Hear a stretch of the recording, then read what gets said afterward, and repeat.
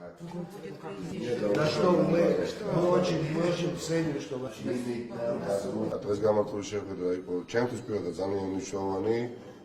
მქონდა შესაძლებლობა მმართველი პარტიის ხელმძღვანელობასთან გვესაუბრა ყველა მიმდინარე საკითხთან დაკავშირებით და ვფიქრობ, რომ დღევანდელი შეხვედრა უყოლოდ არ ჩაივლის.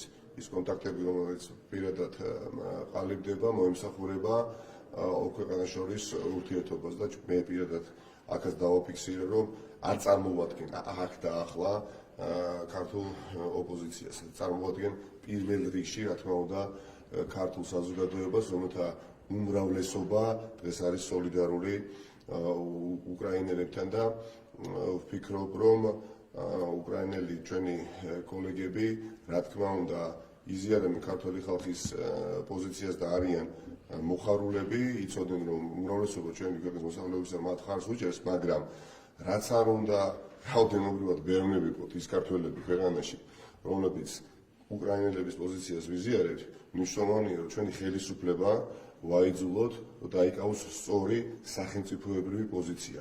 აქ უკვე ზღვარი სახელისუფლებო პოზიციასა და ოპოზიციურ პოზიციას შორის წაშლილი ასეთ სიტუაციებში, ასეთ ვითარებებში არსებობს ან ისტორიის სწორხარისზე მდგომი საზოგადოება, ან არასწორხარისზე მდგომი, ან არსებობს ანტისახელმწიფოებრივი პოზიცია, ან სახელმწიფოებრივი პოზიცია.